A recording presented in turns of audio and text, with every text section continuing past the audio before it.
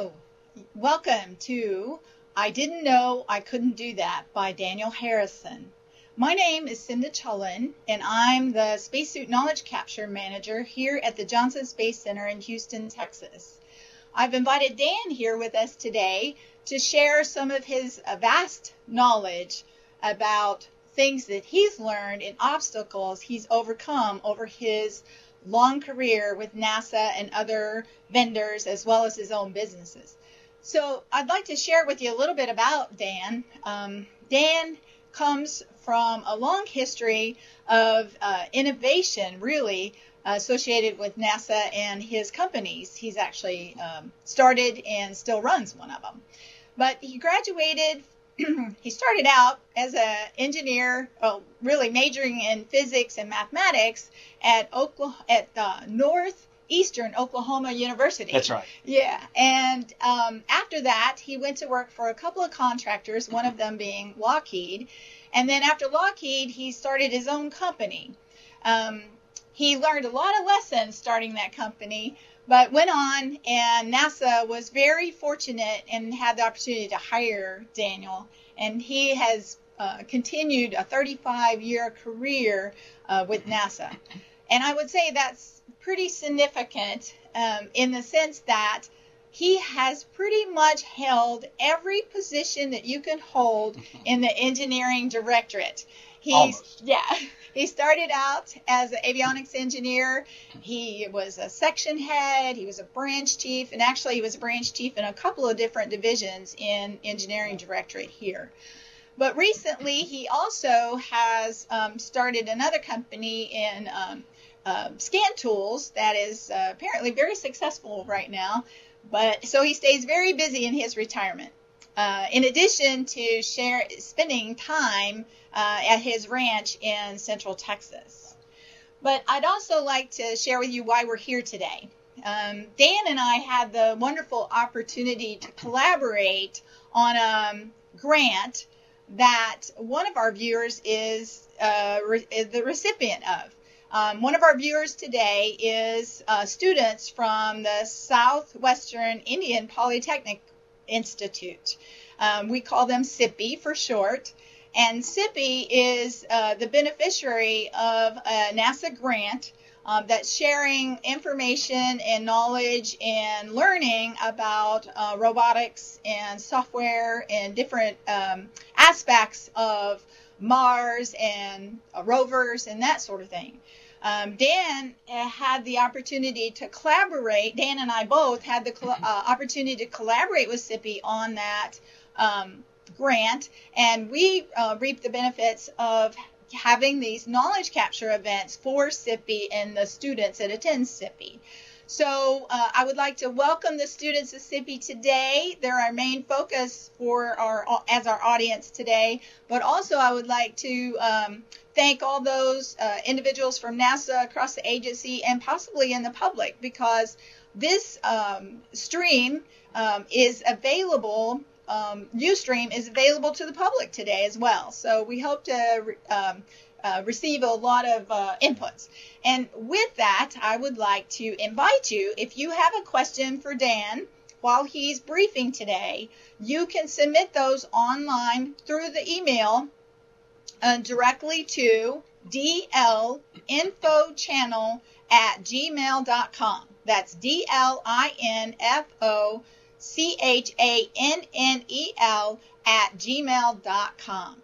So I will be moderating those questions as they come in, and then we will I will ask those questions to Dan as they probably at the end of this lecture, and then but as well, SIPI has the opportunity. We have live feed directly to SIPI. They can ask questions live for Dan today as well. So, Dan, would you like to say anything or add anything that I missed? Well, I'd like to say thank you for this great introduction. I would also like to thank Dr. Vaidee at SIPI for inviting me to this wonderful opportunity. And I'm very excited about it. It's actually an honor to be speaking to the students at SIPI. It is. I'm honored by your being here today. Well, we're glad to have you. And without further ado, I'd like to turn it over to Dan so he can begin his lecture. Thank you, Okay. Dan. Thank you. Good job. Oh, thank you very much. Okay, well, before I begin, I would like to probably let you know that I'm not a professional speaker. And when I'm in situations like this and I'm speaking to an audience, I like to mentally transport myself to one of my comfort zones. And that comfort zone for me is the little small ranch in Central Texas. I'm up there on a cool evening with a Milky Way above, a nice mesquite fire, and friends sitting around the fire. So if you would, transport yourself to that location where friends were sitting around the fire. Be comfortable in asking me any questions you have. I'll try to answer to the best of my ability.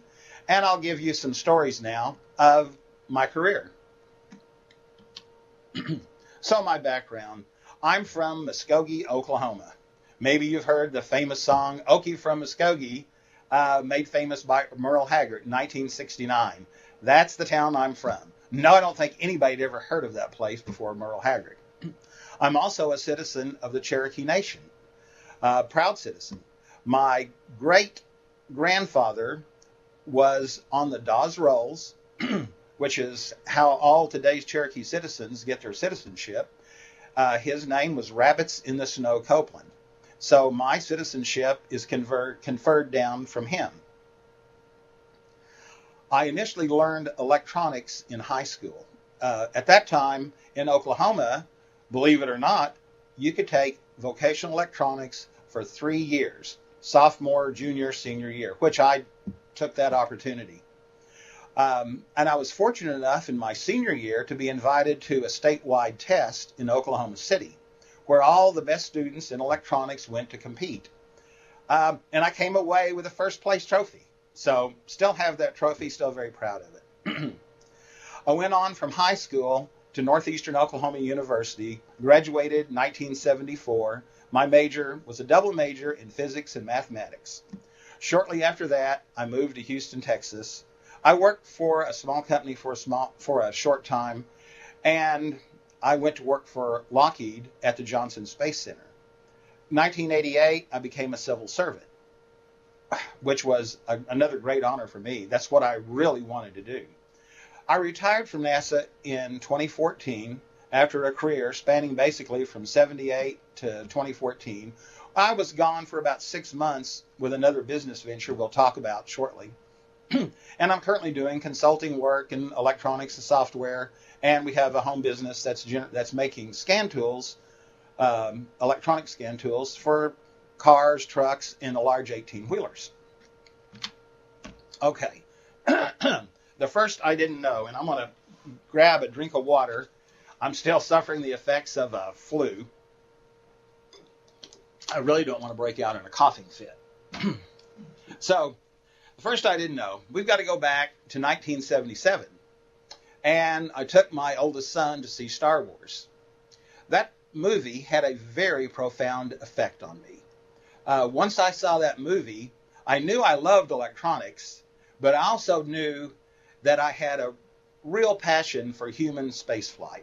I wanted to see humans be able to get off this planet, explore other planets, maybe go to other solar systems, other galaxies. The dream was in my head. Well, the closest place to realize that dream was down the road at the Johnson Space Center. So I built up enough courage to go apply. And it took a lot of courage because I was not at all confident. To me, NASA was Apollo. They were supermen, and I thought, well, I hope I don't get laughed out the door when I go down to apply. But I did. I went down, I applied for an electrical engineering position that Lockheed had open. I interviewed that day, and I was granted a job offer that day.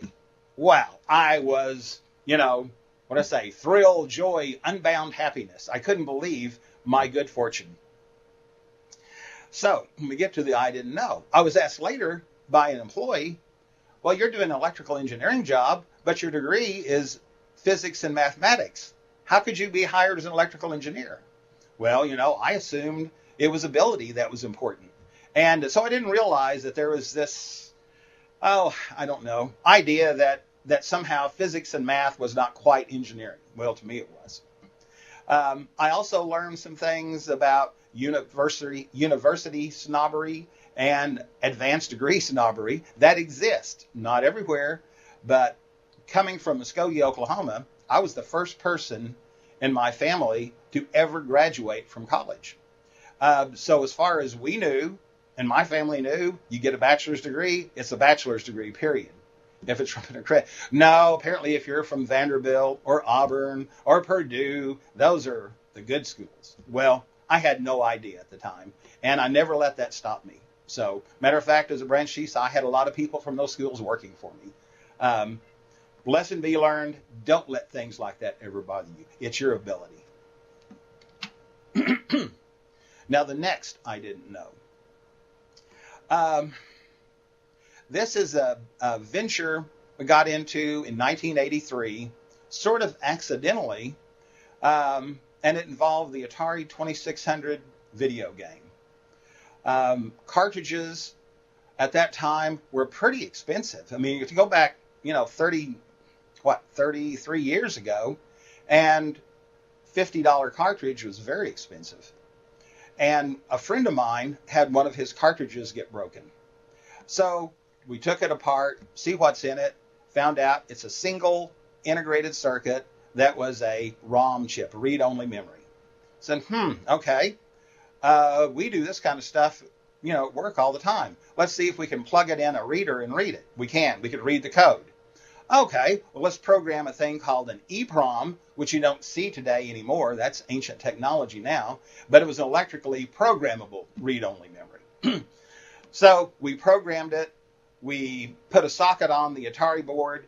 Now we could program any game we wanted and put it on that board. Well, gave me an idea that we could make a game cartridge duplicator, since the copyright law, granted people the right to make backup archival copies. My friend could get a copy of the game that his kids broke, and other people who had games lost, stolen, broken, burned, whatever, could make backup copies. Obviously, that's kind of iffy because people are going to take it and just make copies and trade copies with their friends. So I got a copyright lawyer look at it, got it approved. I knew a guy in town, a businessman. He was interested in going into business with me. So we went into business. We made a working prototype, flew to Chicago, and there was a company back then called JS&A, Joe Sugarman and Associates. They advertised in magazines with all kinds of electronic gadgets. He looked at it, and he was absolutely blown away. This is wonderful. He wanted to give us right then a purchase order for nearly $1 million worth, but he had to run it by his legal staff. So we waited 3 or 4 days. The legal opinion came back. Yes, you're on solid ground. The copyright law definitely gives you the right to make backup archival copies. So we got a warehouse. We went in production.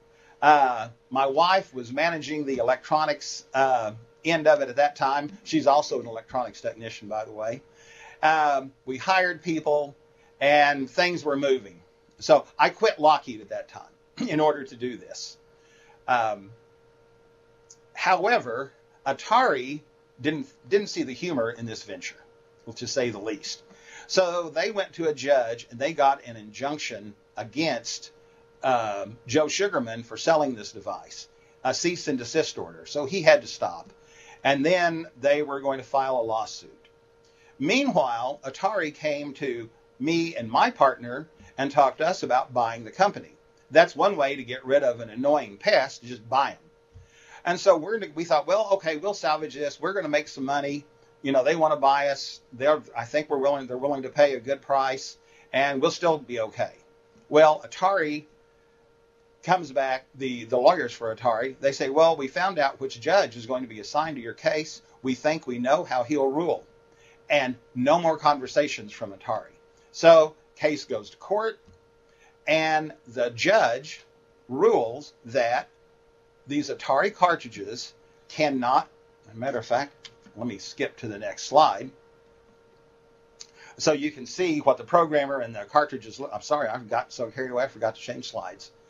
So you, the judge ruled that one of those plastic cartridges is not subject to destruction by electrical or mechanical means, despite Joe Sugarman having expert witnesses in electronics saying they can be damaged by static, you could spill a chemical in there, a child can break them, didn't matter.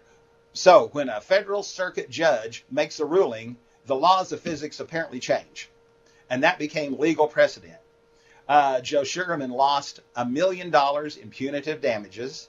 We lost everything we had invested, which was everything I had saved up to that point. Of course, I was only, 32 or 3. It wasn't that much, but it was everything I had. And learned a very, very important lesson.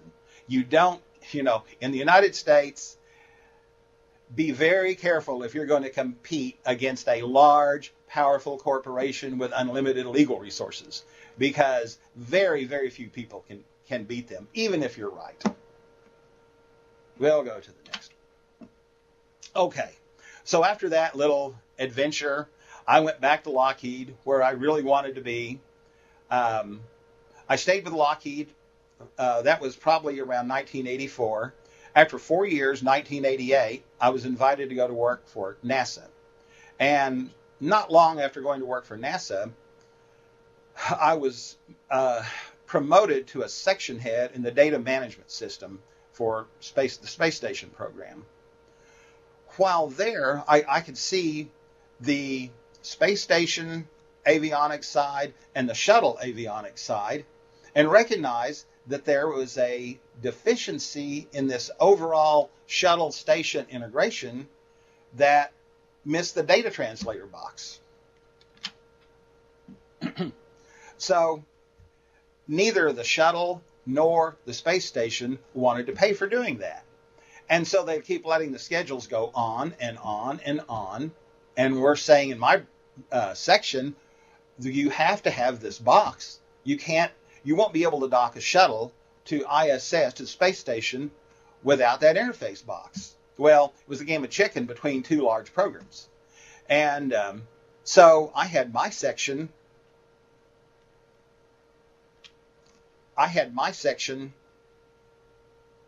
prototype a space station interface to shuttle interface. We prototyped it. We proved to ourselves that we knew how to do it, and decided that let's go higher up. Let's go talk to the programs now. So when I went to the engineering management and proposed that we, civil service engineering, build this box. So this box is going to be what's called criticality 1. In other words, the mission or vehicle depends on this box. If this box didn't work, no docking, shuttle goes away, and NASA's wasted hundreds of millions of dollars. So this box, that's why they call it, it's a Crit 1 hardware. NASA Civil Service had never built Crit 1 hardware. And so, they said, you realize what you're asking? You're going to put us in line with the program if you do this. I said, yeah, I know. That's what we should do. Engineers should engineer. And, anyway, there was a lot of people that were very risk averse. Finally, a very innovative and visionary manager in the engineering directorate supported this plan. We convinced him that we can do it. We showed him all of our data. With his backing, he was able to get with Space Station management and convince Space Station that, yes, we should do this box. But Space Station wasn't sure NASA could do it. To be honest with you, NASA civil servants, I guess, didn't have that, they weren't so highly thought of when it came to building this kind of thing because we'd never done it before. A lot of them trusted the contractor. So what Space Station program said we'll do, we're going to let you generate a proposal from NASA, and we're going to let Boeing generate a proposal from the contractor side. Boeing was the prime contractor on Space Station. And then we will compare the two proposals, and we'll pick the one that we think is best. So we totally agreed. That's fine. We know what we're doing. I had the best engineering team you could possibly find. I knew, every person on the team is handpicked. So we go off. We worked 3 months diligently. We prototyped pieces. We knew this was based on a CPU board that had been actually one that I had designed for a couple of projects earlier. We understood the whole data flow. We understood all the interfaces. We did a extremely complete, probably the most thorough project plan and proposal I'd ever seen to that time. And Boeing came up with also a very detailed project plan. Boeing came in with a cost of $14 million. Our cost for this was $3.2 million. And I think probably cost had a lot to do with it. They decided to go with the NASA bid. And as it says, the rest is history. We built it. It was within budget. It was within schedule. It flew on every mission where shuttle docked to space station until 2011, till they retired Space Shuttle. We never once had an in-flight failure. So I think we helped generate a good name for NASA engineering with that project. And the I don't know part was, I didn't know NASA couldn't build flight hardware at criticality 1, but we convinced them we could. Okay. This fourth item is going to take a little background to bring you up to speed. And I'm going to try to do this so I believe you can see my first chart right now. And I'm going to use the cursor on this computer to highlight the picture. So I'm hoping you get a good view of this. So on the lower right-hand corner, what you see is an offshore drilling rig. And now in that offshore drilling rig, down at the bottom, you'll see where the cursor is, there's 16 oil storage tanks down there. Each of those oil storage tanks the top of the tank is 200 feet below the surface of the North Sea. They're 200 feet tall. They're 66 feet in diameter, and they're made of steel reinforced concrete 3 feet thick. Very substantial structures. Now, in this case, these belong to Shell Oil. Shell had been using these for 40 years, but now the particular field was getting depleted, and they needed to decommission these oil rigs. But the North Sea is a very environmentally sensitive place. Very strict laws govern what you can do in the North Sea. So Shell needed to find out what they need, what's inside these tanks after 40 years of oil production, so they can do their environmental impact and convince the European governments that they can safely and responsibly decommission this rig. So, first thing they didn't come to NASA first, because what does NASA know about oil rigs? They went to their standard contractors, and this contractor decided what they would do is, again, I want to use the cursor here, put a drilling rig on a ship next to the oil rig.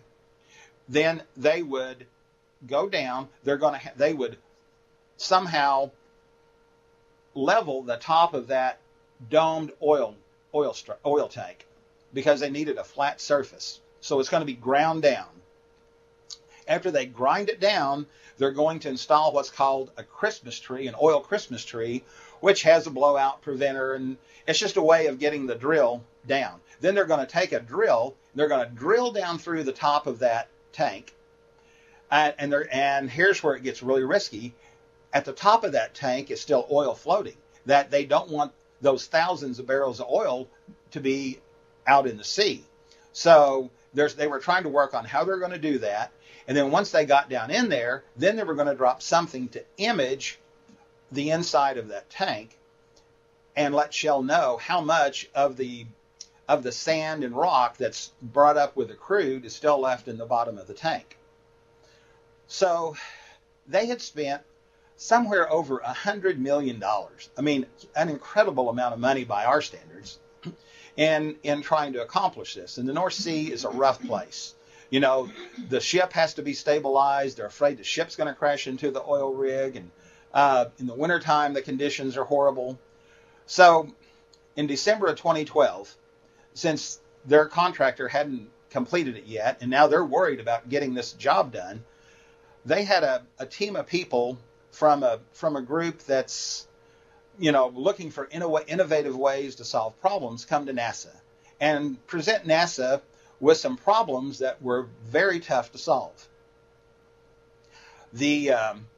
So anyway, this particular challenge of inspecting the inside of this tank was presented to my division. The division chief and I went over it, and I said, yeah, I'd like to take a look at it. Let's see what we can do. A little bit more background. At that time, the shuttle had been retired. We had a program called Constellation that was originally going to put humans on the moon again. That had been canceled. So we had a lot of engineers that were trying to find work to do. This was a great opportunity to use our really bright engineers to solve this problem for Shell.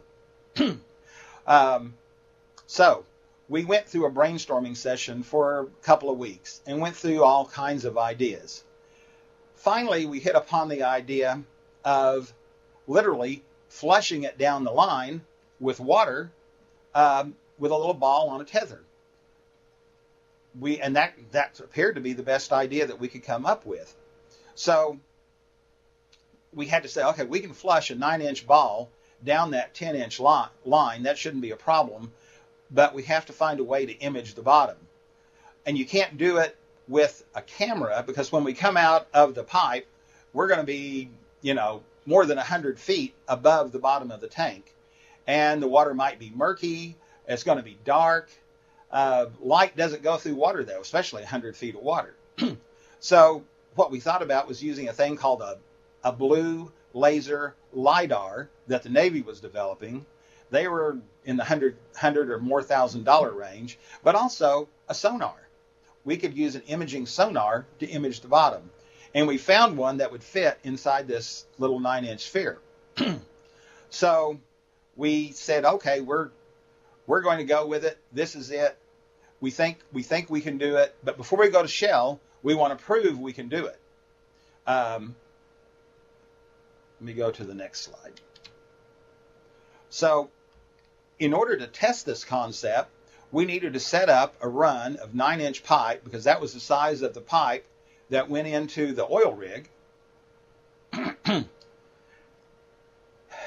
And we need to put the same bends and curves, angles in this pipe like we would run through the rig. So we worked with Shell. We got the drawings of the piping on the rig.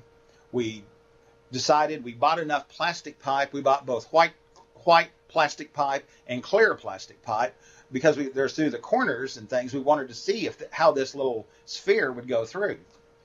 We mocked it up in a high bay without any water, set it up, looked at it, decided this is it. We're good to go. Next thing we want to do is find a water source outdoors with enough water to run this thing through a 9-inch pipe, and that's a lot of water. So next to the building where we worked was a fire hydrant. I thought, perfect source of water. What we would do is we would take a hose from the fire hydrant, run it into a fitting, run the water through here, and we can run this whole system that way. So we contact NASA facilities. Hey guys, we want to hook into your fire hydrant. Well, they didn't think that was a good idea. They said, you're going to lower the water pressure. We might not be able to fight a fire. No, you're not doing that. So this is only going to be like a 5-minute run at the most. That's all. Answer still, no. So, okay, we'll go try something else. Well, we know that NASA has a pier on Clear Lake, which is a little saltwater, brackish water lake connected to Galveston Bay. And NASA had a pier right there.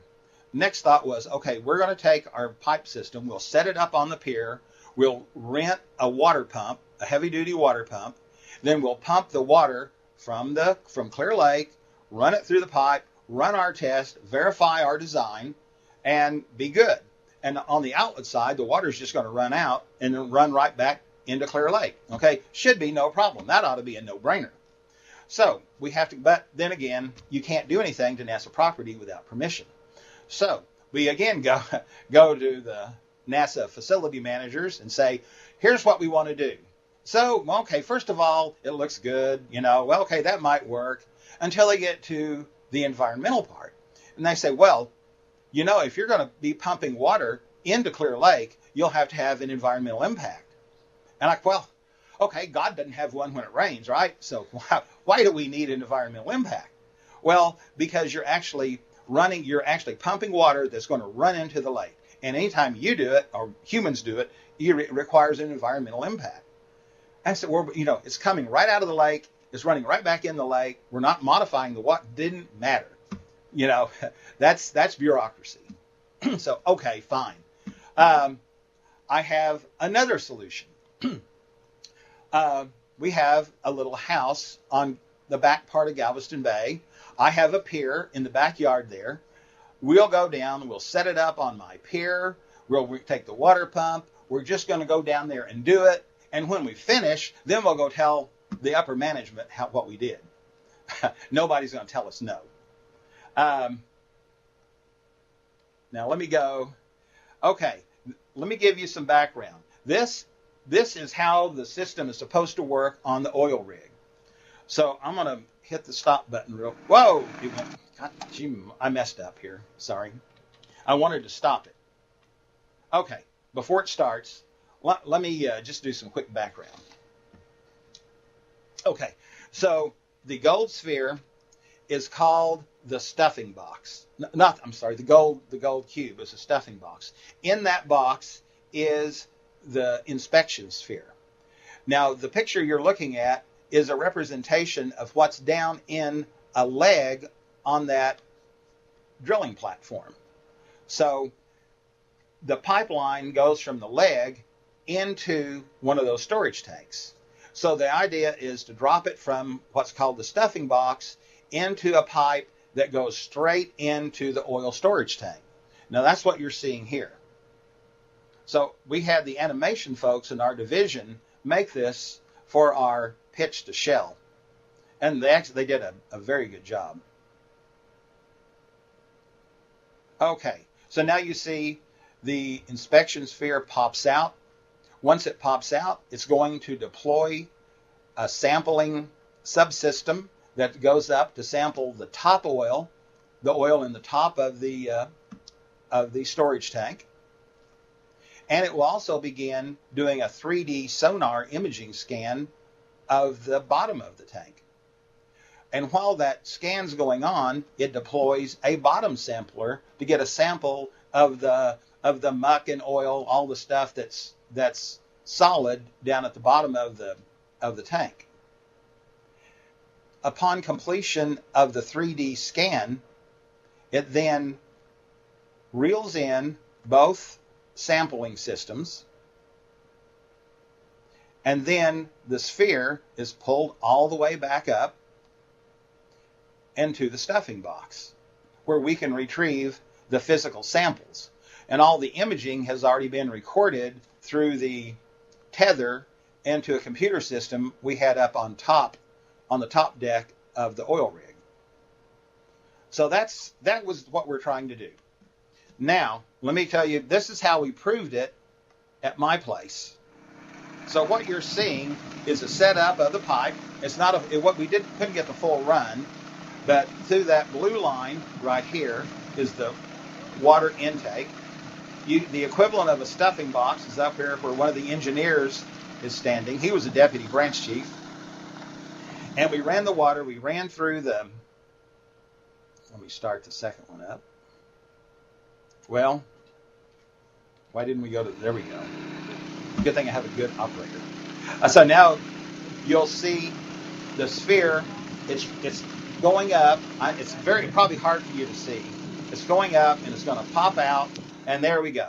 With that, we knew we could push that sphere through the pipe.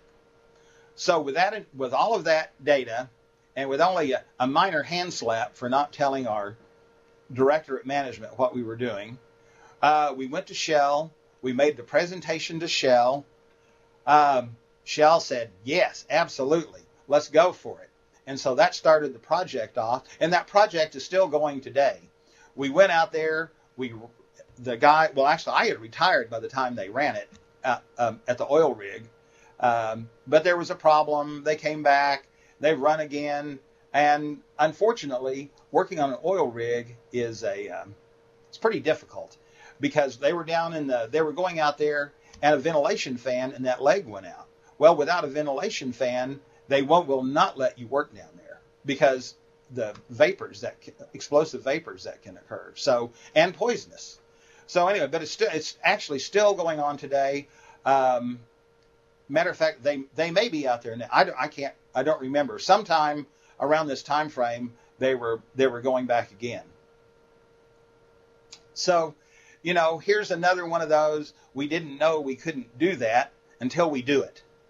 And, that's been a philosophy of mine throughout my whole career is, go ahead, challenge the status quo, particularly if it's something that you're going to make better.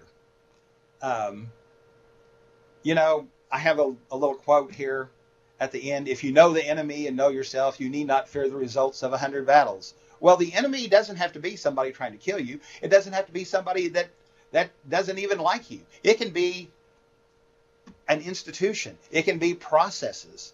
But if you know a better way, do your best to do it.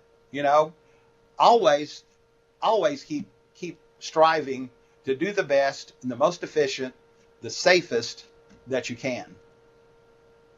And that was my last slide, but I do have closing comment, maybe some advice for the young folks out there at SIPI. So I was thinking about this driving over here today and thinking, what advice could I give? What would I have appreciated when I was graduating from school? And so today we hear a lot about privilege. You've heard there's a tall privilege. Well, tall people get hired. Or there's a beautiful privilege. Beautiful people can get hired before other people. Or maybe a skinny privilege. Or the ultimate and evil privilege is the white privilege, right? But let me tell you, you can also have privilege no matter what you are. And the privilege you can get, you can have the privilege of an education that you give yourself. You can have the privilege of being well-spoken. You can have the privilege of being well-mannered. You can have the privilege of having a work ethic, and many others. All those you give yourself. Combine them together, and you will be a success. To me, that's the ultimate privilege, and it's not unfair. It's to anyone, because it's privileges you give yourselves. And now, if there's any questions, I'd be happy to entertain whatever questions you'd like to ask.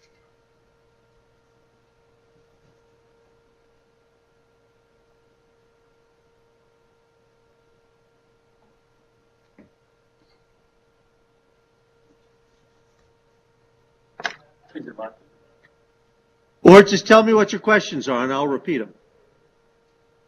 Anyone? Now remember, we're all friends sitting around the fire.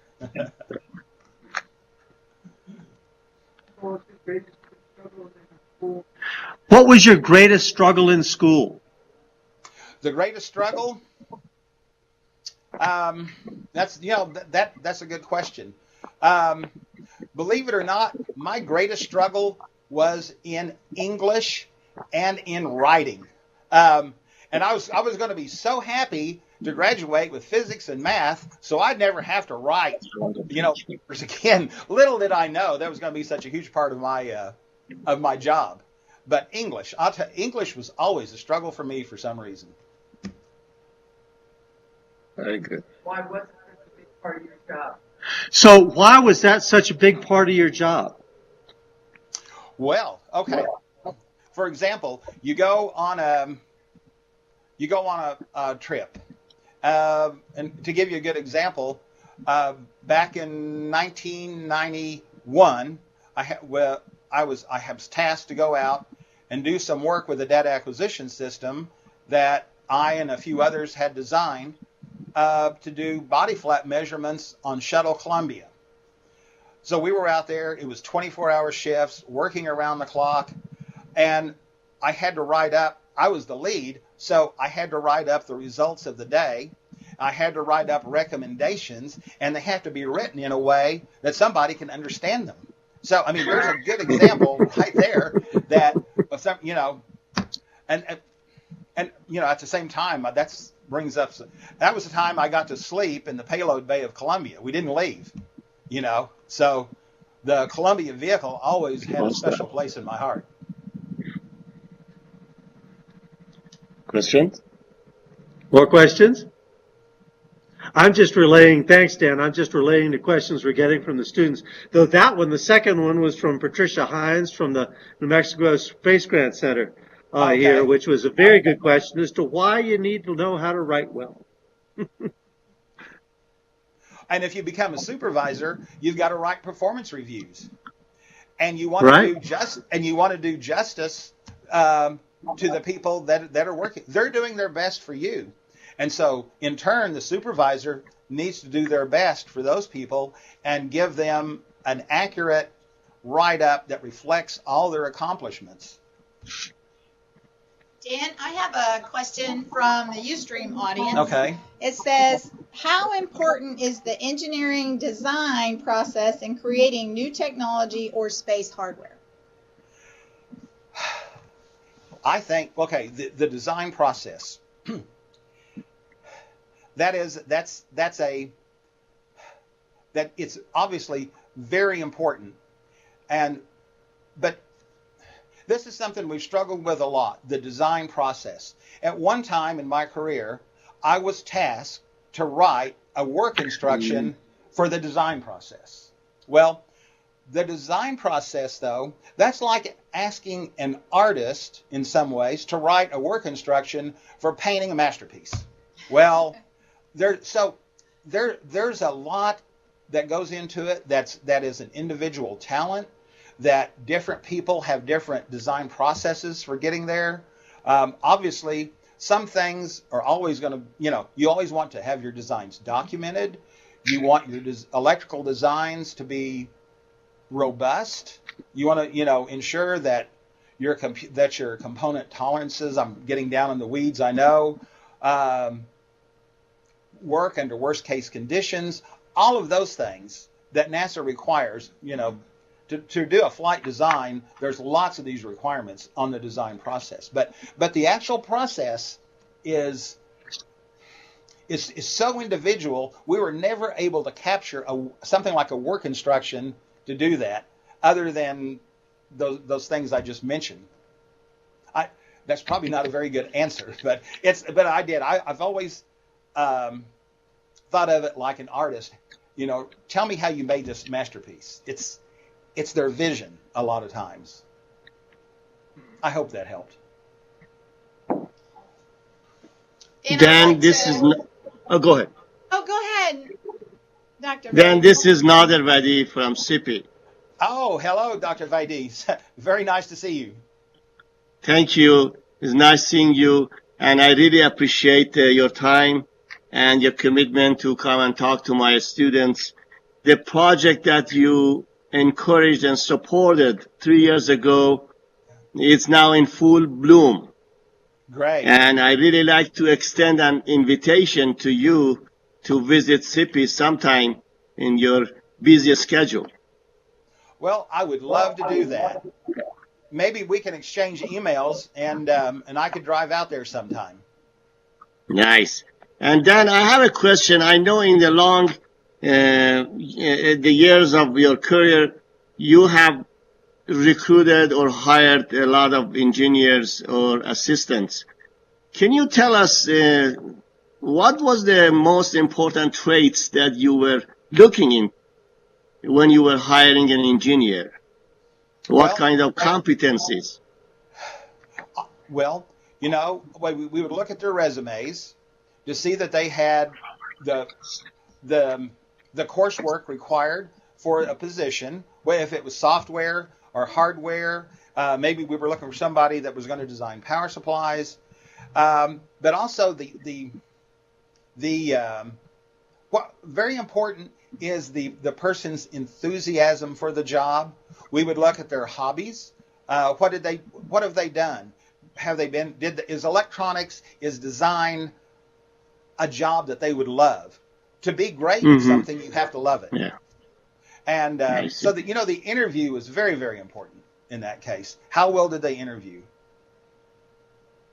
Right. So let me ask again from my students and the audience. Do you have any questions from Mr. Harrison? What advice do you have for us? So yes, this is a question from Darren Tiwa, who's helping to head the team that's building a replica of Gale Crater on Mars on the SIPI campus. So what advice do you have for the students here as they complete their projects, whether it's building this replica of Mars or our rovers?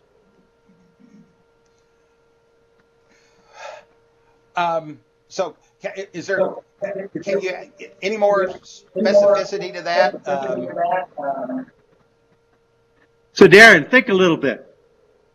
Give us a problem that we can give to Dan. Our rovers.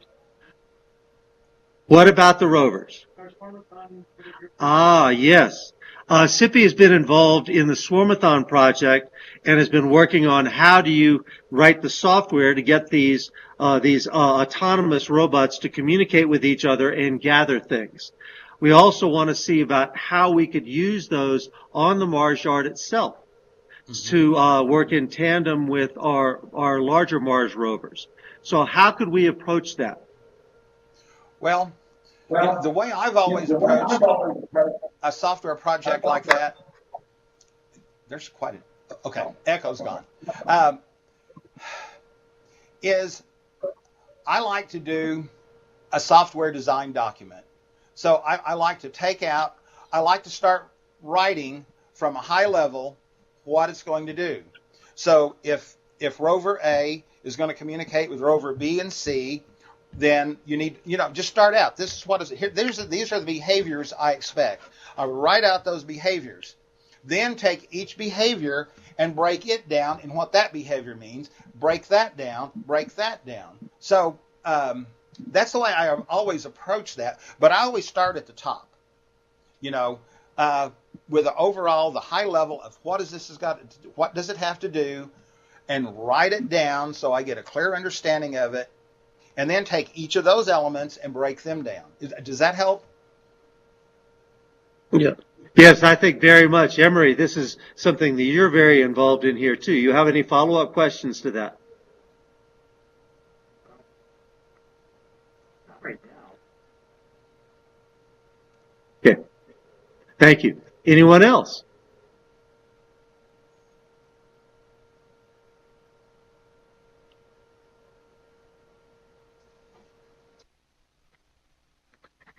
Dan, I will send you some updates on the status of our project. So we hope that by the end of the summer, we have the Mars yard actually designed, and then the rovers actually putting on the Mars yard. The idea is that the high school partners will be able to RSVP and then log on to our Mars yard and then navigate the rovers from their classrooms, download sensor information, and upload some codes to impact the behavior of the rovers.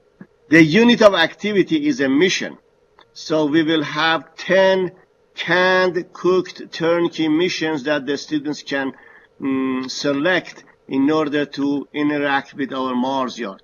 The emphasis is mostly on coding and programming to get the students interested in coding, not so much robotics, but it's so much coding, and also for the students to understand the relevance of math and science in space exploration. Yeah. So this is something that we hope, and we have 4 high schools, Native American STEM high schools on board, and they will be working with us. I have one of my students, Emily, that has a question that I'd like to relay. like directly any type of way of like reading a book or trying to figure out way of implementing the GPS into rovers? Because right now our tolerance is plus or minus like 5 to 10 meters. I'd really like to get that to like plus or minus an inch.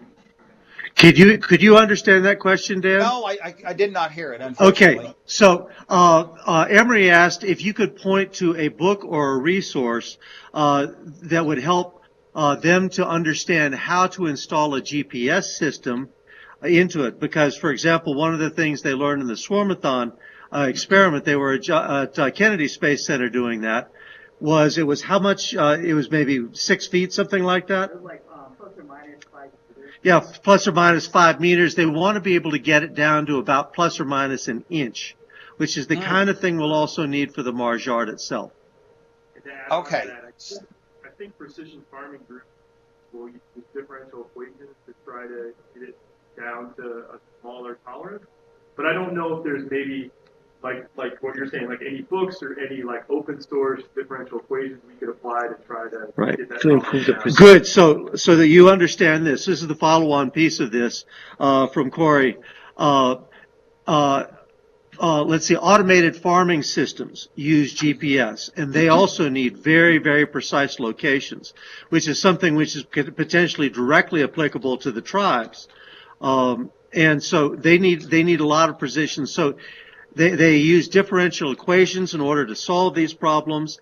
Is there an open source source for these kinds of differential equations, or a manual or a guide that you could refer them to? Precision GPS. Yeah, precision GPS. Yeah, so what we've done, we've used a differential GPS system for that. And that was not in my area of expertise. I know the people who know that, and I can get it for you if I have a contact. We have people who did that for our rover. Unfortunately, I don't know the actual source material that they used, but I know who has it. That would be ideal, because we have a whole team here who's working on that. And so if they could have a contact and you could help us link us to a contact, they could have direct communications with them. That would be wonderful. Nate, Dr. Vaidee has my email. If you could send me an email, then I'll reply. I'll contact our GPS person and have them get back with me. Sure. Perfect. Okay. Very good. I say our GPS person. I haven't been there for 2 years, but she no longer works for me, but I still think of it that way. Dan, we can coordinate you can coordinate all of that through us. Oh, okay. Okay, great. Good. Perfect. That would be very, very useful for us as we seek to solve some of the problems, the challenges we'll have with the Mars yard. Perfect. Okay. Okay, one other question, follow on to that perhaps. I don't know if you have any advice for somebody that wants to get involved with the Pathways programs, like maybe somebody that at NASA that could review your application. Or any hints or ideas on how to make it more refined and more applicable to get involved? So this is a question regarding the NASA Pathways program. If we have an individual or more than one individual is interested in that, would there be a contact there who could perhaps review an application, discuss with them some thoughts that they have so that they can submit a nice application for that program? Yes, there are people. And again, while I'm no longer in that Pathways loop, I know the people who are and will be glad to put them in contact with them. Very good. Very good. Thank you, Dan. And Very it good. sounds like Cinda's going to work that through her. Right. Yeah, I'll be happy to take any questions like that, existing programs that we have at NASA, and we will get that information directly to you, Sandy, or to Dr. Vaidee, and make sure that they have all the information to apply for the Pathways program. Sure. Excellent. Thank you so much. Thank you. Other questions? So let's thank them.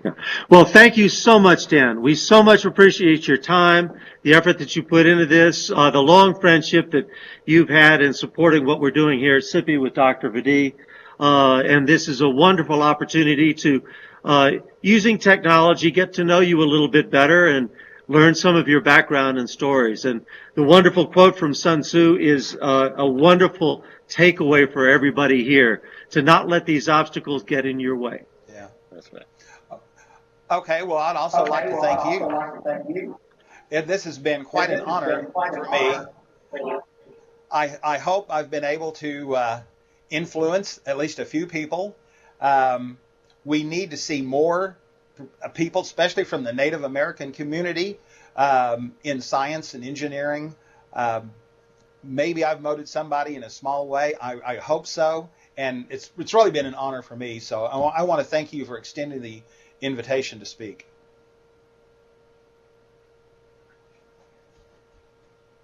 Graduating class this semester. 15 Native Americans are graduating with an associate degree and are moving to a 4-year engineering program. Wow, that's excellent. Excellent work. Excellent work. Thank you. Thank you so much.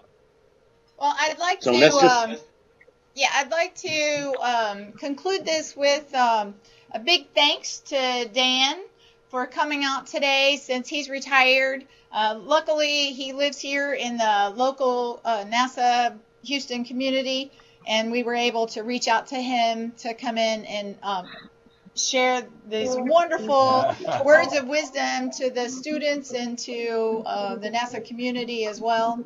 Also, I have a few other people I would like to thank. Not only the team, Sandy at SIPI for the coordination that he's done to engage the students and the collaboration, but also I'd like to thank a couple of people here that actually made this happen today. One is my knowledge capture administrator, Vladinka Oliva. She assists me every day in making sure that these knowledge capture events get executed. And without her, it would definitely not happen.